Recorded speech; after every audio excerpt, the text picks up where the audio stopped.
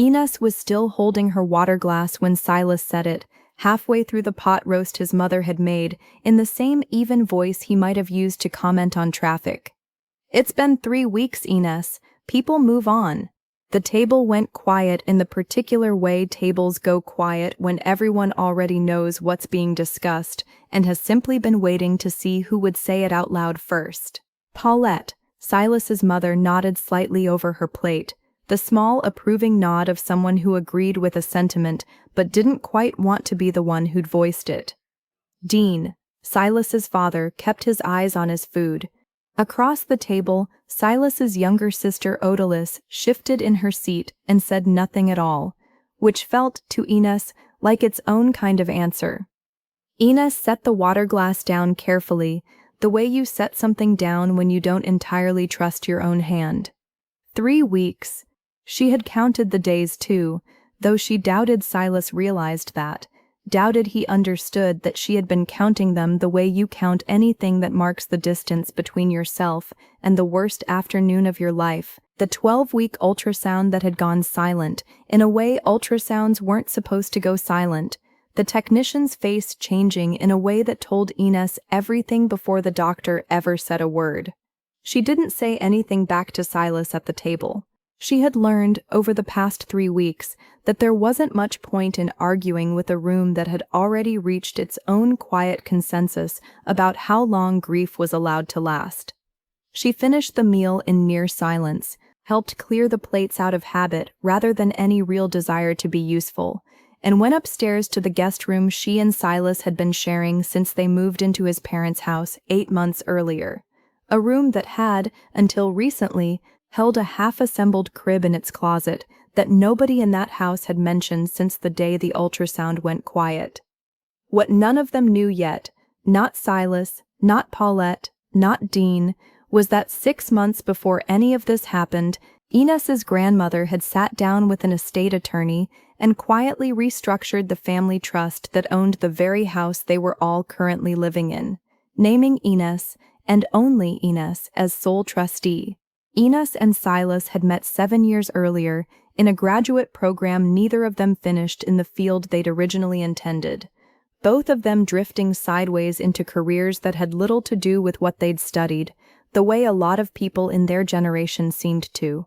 They'd been assigned to the same study group during their first semester, and Ines still remembered the specific evening, 3 weeks into that first semester, when the rest of the group had canceled and it had ended up being just the two of them at a coffee shop near campus, working through a problem set that neither of them particularly cared about, laughing more than the material warranted.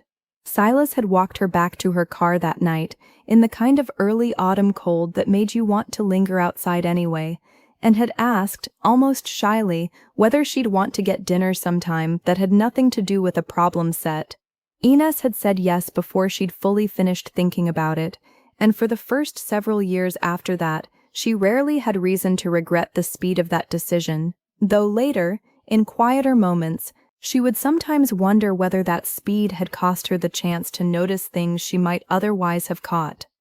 Silas had been warm in those early years, attentive in the specific way that made Ines feel, for the first time in her adult life, like someone worth paying close attention to. They married 4 years later, in a small ceremony at Ines's grandmother's property, a sprawling old house on 11 acres that had belonged to the Calloway family for 3 generations. The house mattered to Ines in a way that was hard to fully explain to people who hadn't grown up the way she had, moving frequently through her childhood because of her parents' unstable finances, never quite settling anywhere long enough to think of it as home. Her grandmother's house had been the one constant, the place she returned to every summer, the place where her grandmother, a formidable woman named Odile Calloway, had taught her to can tomatoes and read tarot cards ironically, and never, under any circumstances, let a man make her feel smaller than she was. Odile had never fully warmed to Silas, not in any dramatic way, but in a series of small observations she made over the years, usually delivered to Ines privately, in the kitchen, while Silas was elsewhere in the house making himself a drink or checking his phone. "He's charming," Odile said once, early in the marriage, but charm isn't the same thing as character, and you won't know which one you married until something goes wrong. Something had gone wrong exactly 18 months into the marriage, when Silas lost his job in a round of corporate layoffs, and the couple, unable to keep up with rent on a single income while he searched for work, moved temporarily into his parents' house, a large, comfortable property 40 minutes outside the city that Dean and Paulette had lived in for over 2 decades. The plan had been for it to last 6 months, maybe 8.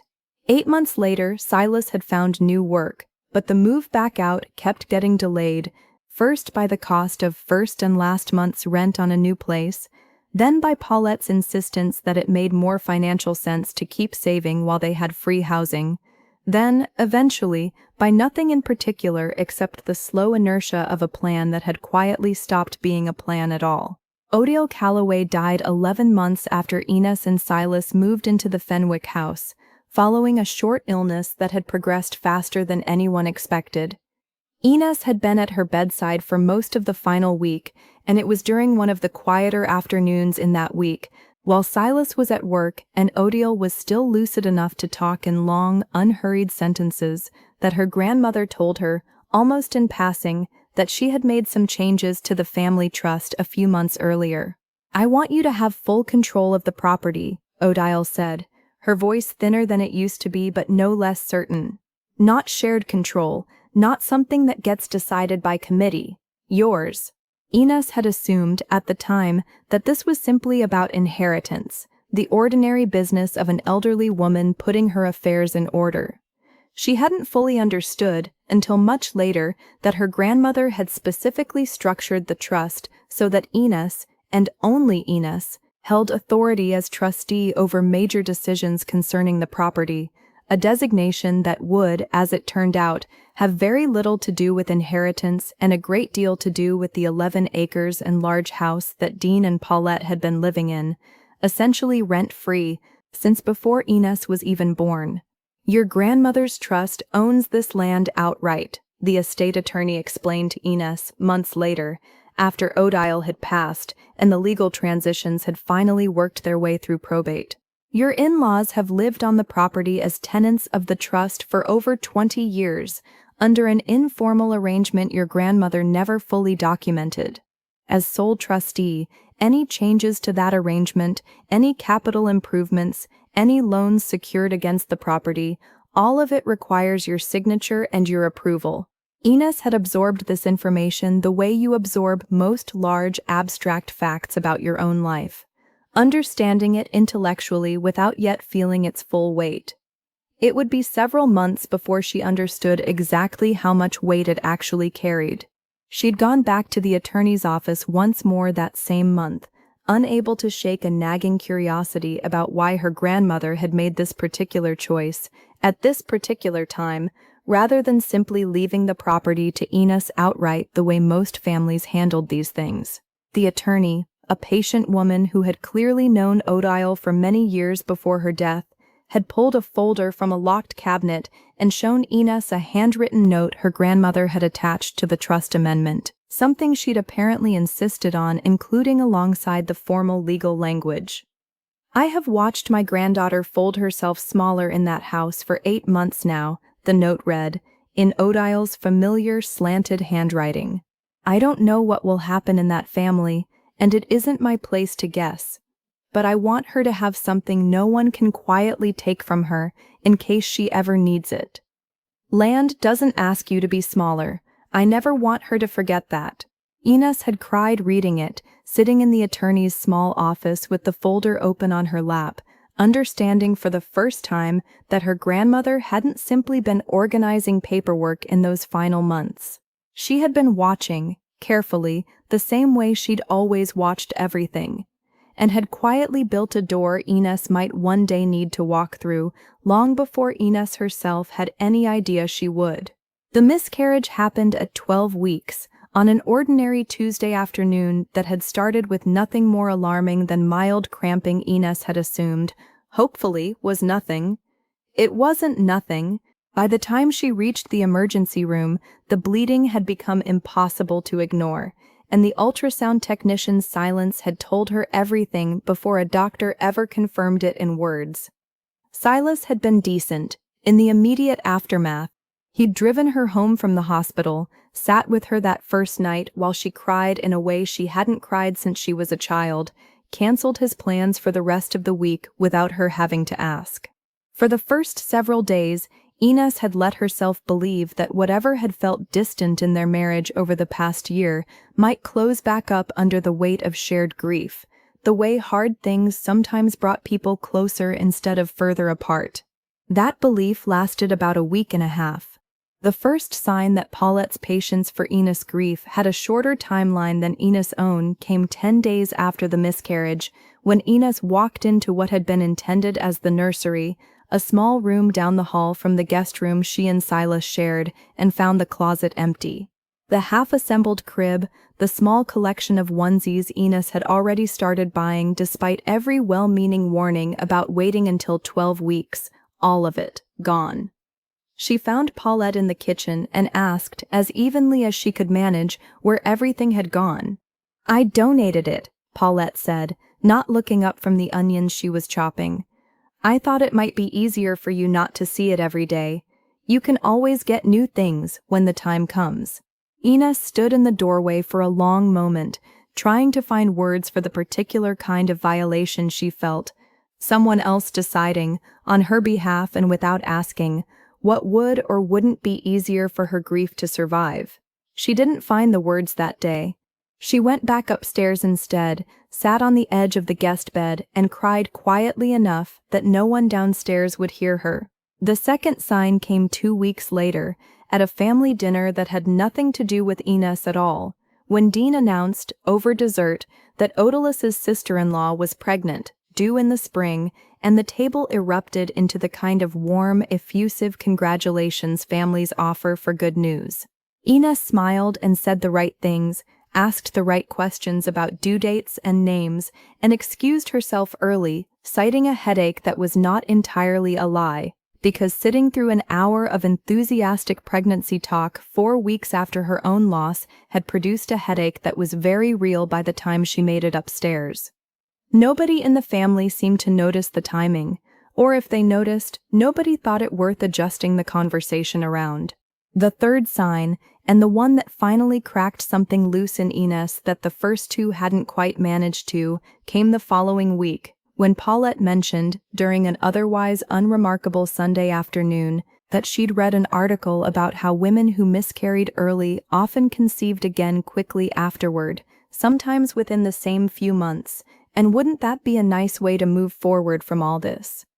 Ines had left the room without responding, gone for a walk around the property that lasted nearly 2 hours, and come back calmer but no less clear about the fact that her in-laws had begun treating her grief as an inconvenience with a reasonable expiration date, one that had apparently, in their private estimation, already passed.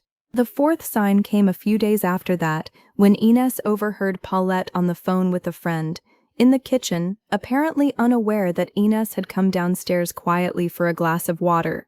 "It's just been a lot, honestly," Paulette was saying. "She's taking it very hard, which I understand, but at some point you have to pick yourself back up, especially when you're still young enough to try again. I worry it's becoming a bit much for Silas, having to manage her feelings on top of everything else." Ines stood frozen in the hallway, glass forgotten in her hand, listening to her own grief being described to a stranger on the phone as a burden Silas had to manage, as though sorrow were a chore that had been unfairly assigned to him rather than something Ines herself was living through, every hour of every day, in a body that had carried a pregnancy for 12 weeks and then, without warning, hadn't anymore. She went back upstairs without the water, and without saying anything to Paulette, filing the conversation away with everything else she had started quietly collecting, though she couldn't yet have said what she was collecting it for. The fifth sign, smaller than the others but somehow the one that stayed with Ines longest, came from Odalis, Silas's younger sister, who had otherwise stayed mostly silent through the previous weeks. Odalis stopped by the house one afternoon to drop off a dish she'd borrowed from Paulette, and found Ines alone in the kitchen, and for a moment, standing there in the doorway, seemed like she might actually say something honest. "I'm sorry about everything," Odalis said, quietly, glancing toward the hallway as though checking that no one else was in earshot. "I think my parents don't really know how to talk about this kind of thing. It's not really that they don't care. They just don't have the words for it, so they default to whatever makes them feel like they're fixing something." Ines appreciated the gesture more than she expected to and told Odalis as much. But she also noticed in the weeks that followed that Odalis's private sympathy never once translated into anything spoken aloud at the dinner table. Never once became a word of pushback when Paulette made another comment about moving forward. Never once became the kind of ally Ines might have actually needed in the room where it mattered. Private sympathy, Ines was slowly learning, cost nothing and changed nothing, and by itself it wasn't really the same thing as being seen. The dinner where Silas told her to get over it happened the following week, and by that point, Ines had absorbed enough small dismissals that his comment landed less like a single wound and more like the final piece of a pattern finally arranging itself into a shape she could no longer pretend not to see. She didn't say anything back to Silas at the table, but upstairs that night, once he came up to bed, she finally did. "You told me to move on in front of your entire family," she said, sitting on the edge of the bed rather than lying down beside him. 3 weeks after I lost our baby." Silas rubbed his face with both hands, the gesture of a man who had clearly been hoping this conversation would wait until morning, or preferably not happen at all. "I didn't mean it the way it sounded. I just meant, we can't keep living like this, everyone tiptoeing around. My mom doesn't know what to say to you anymore. I don't know what to say to you anymore."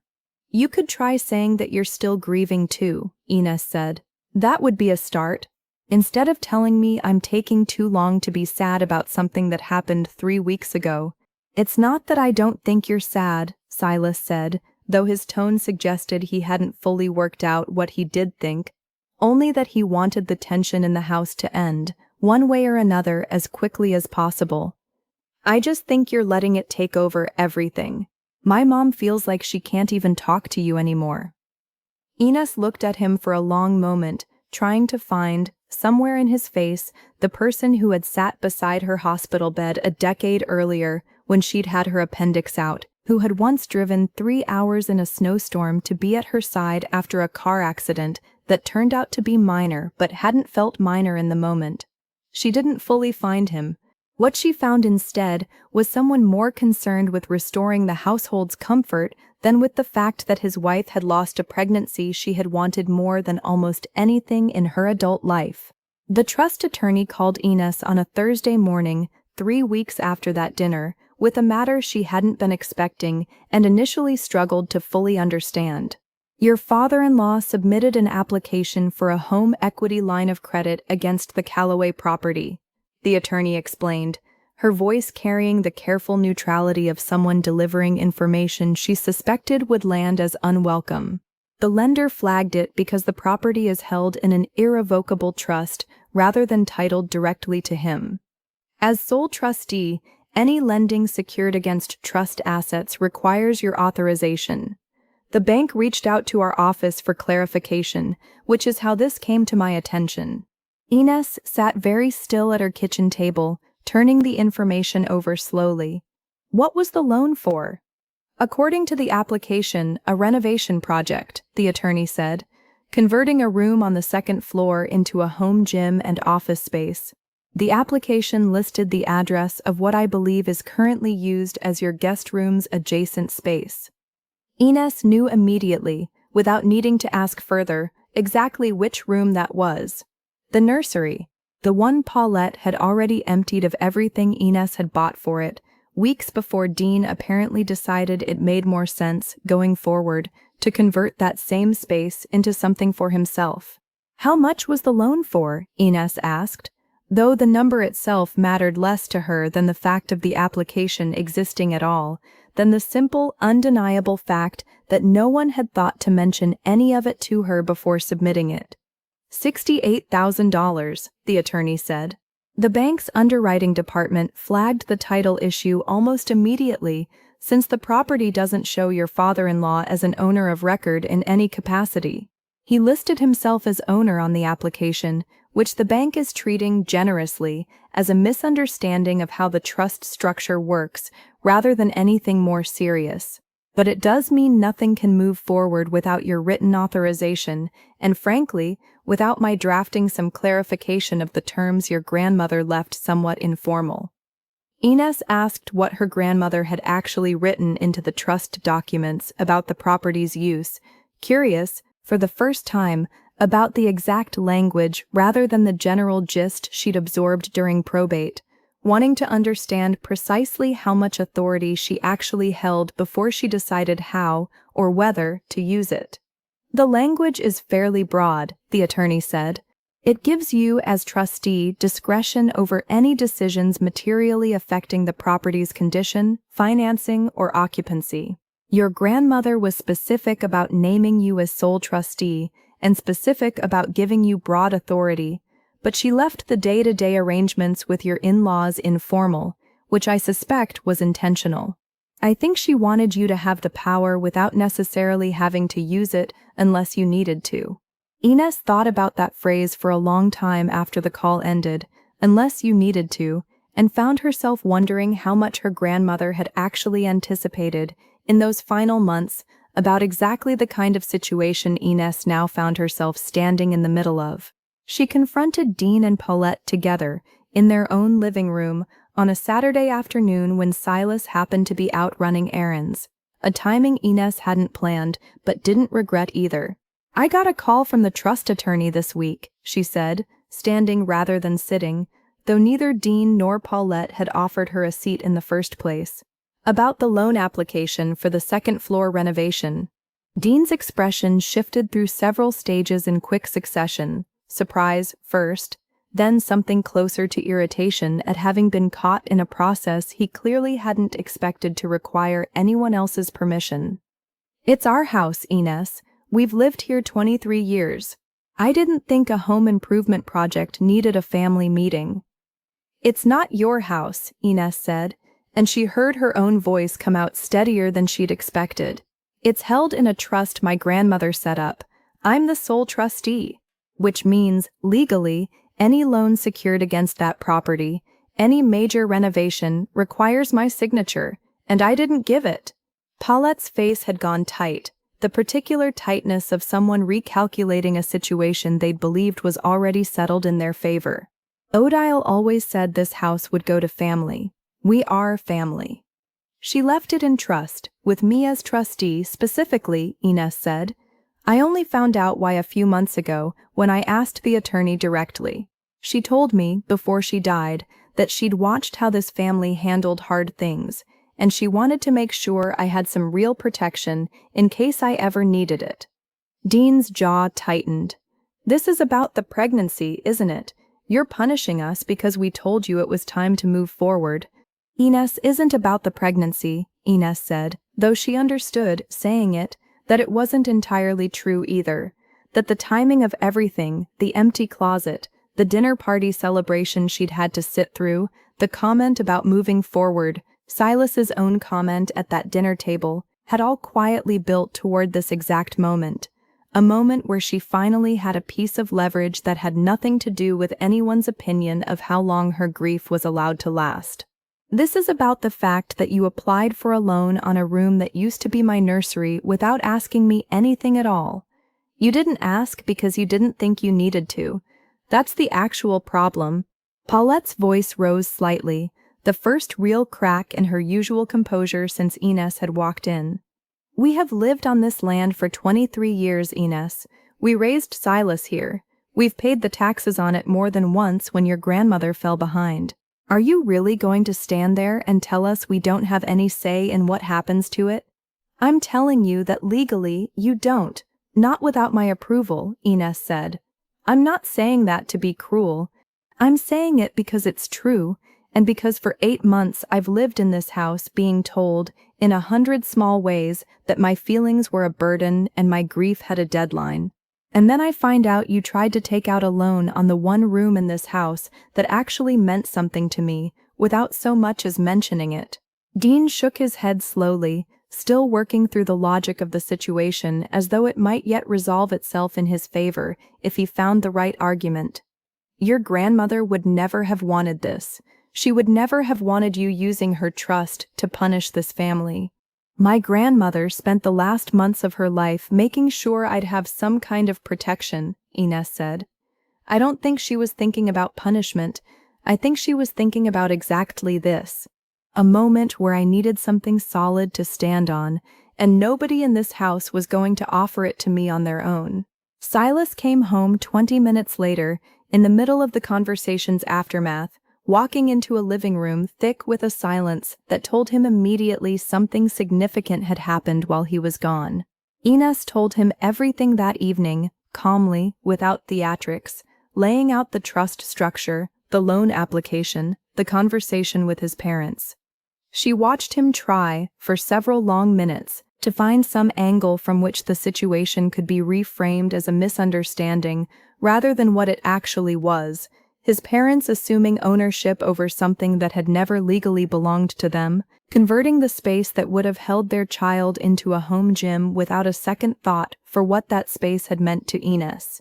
You could have told me you were the trustee, Silas said finally, which struck Ines as an almost comically small thing to focus on, given everything else on the table.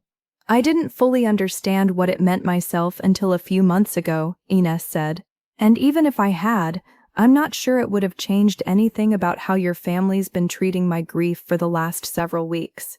That's not about paperwork, Silas. That's about how much time you all think a person is allowed before their pain becomes an inconvenience. Ines didn't ask Dean and Paulette to leave the property immediately. She thought about it, turned the possibility over more than once in the weeks that followed, but ultimately decided that formalizing their arrangement made more sense than escalating it into eviction. She had the estate attorney draft an actual lease agreement, something Odile had apparently never bothered to put in writing, with clear terms about rent, maintenance responsibilities, and the requirement that any future capital improvements be submitted for trustee approval before any financing was pursued. Dean and Paulette signed it. Eventually, after a stretch of a few tense weeks during which the household's dynamic shifted into something quieter and more careful than it had been before. Nobody apologized directly for the empty closet or the dinner party or the comment about trying again soon, but the small dismissals themselves seemed to slow, at least for a while, replaced by a new, wary awareness that Ines was not in fact someone whose feelings existed at the family's convenience. Silas and Ines separated 4 months later, not dramatically, not with a single explosive fight, but through the slow accumulation of the same recognition Ines had already reached on her own, that a marriage where her grief had been treated as a scheduling problem wasn't a marriage that had much left to offer either of them. The conversation that finally made it official happened on a Sunday evening, the two of them sitting on the back porch of the cottage Ines had moved into, watching the light fade over the same 11 acres where they'd gotten married 7 years earlier. I keep thinking about that dinner, Silas said, turning a glass of water slowly in his hands, the same gesture Ines remembered from the night he'd first walked her to her car outside that coffee shop, years earlier, though nothing about the moment now carried any of that same warmth. I keep replaying what I said. I think about it more than I've told you. I think about it too, Ines said, not because I want you to keep apologizing for it, because I think it was the moment I finally understood something I'd been avoiding for a long time. That being with you meant being with your family's timeline for everything, including my own grief. And I don't think I can keep doing that. Silas didn't argue with her, which surprised her a little, though by that point in their marriage, very little about his responses surprised her anymore. He nodded slowly, finished his water, and told her, in a voice that sounded more tired than angry, that he understood, or was at least trying to. He moved into an apartment closer to the city 3 weeks later, taking with him the version of their marriage that had existed before the miscarriage, before the empty closet, before the loan application on the room that used to hold a crib. Ines stayed on the property, in the small guest cottage near the main house that Odile had once used as a painting studio, close enough to the family she'd grown up loving, far enough from the family she'd married into that she finally had room to grieve at her own pace, on her own terms, without anyone else's timeline attached to it. She thinks about her grandmother often, especially on the anniversary of the miscarriage each year, a date she still marks quietly, alone, usually with a walk around the 11 acres that have belonged to her family for 3 generations and now, formally, legally, belong to her alone to protect. She has kept the little painting studio much as Odile left it, brushes still in their jars, a half-finished canvas of the property's old oak tree still propped against the wall, and some mornings she sits in there with her coffee before work, not painting, just sitting, feeling closer to her grandmother than she has felt to almost anyone else since the year everything changed. She understands now what Odile meant, all those years ago, standing in the kitchen with tomatoes cooling on the counter, when she said that charm and character weren't the same thing, and that Ines wouldn't know which one she'd married until something went wrong. Something had gone wrong, in the end, though not in the way either of them could have predicted at the time. It hadn't been a scandal or a betrayal in the traditional sense. It had simply been a family that ran out of patience for her pain faster than she ran out of pain to feel, and a grandmother who had, without ever fully explaining why, made sure her granddaughter would have somewhere solid to stand when that happened. If the people around you decided, on their own schedule, that your grief had gone on long enough, whose timeline should actually matter, theirs or yours? And if you found out later that someone had quietly given you the tools to protect yourself long before you even knew you'd need them, would you have used them the same way Ines did? Or would you have found some other way to make your peace with a family that never quite learned to sit with you in the hard part? There is no clean answer to either question, and Ines still isn't entirely sure she found the right one herself. What she knows, more than a year removed from that dinner table, is that she no longer measures her own grief by anyone else's patience for it, and that the quiet, unglamorous work of a grandmother's careful paperwork turned out to matter more, in the end, than any conversation she might have had with Silas's family about feelings they were never quite willing to sit inside of with her.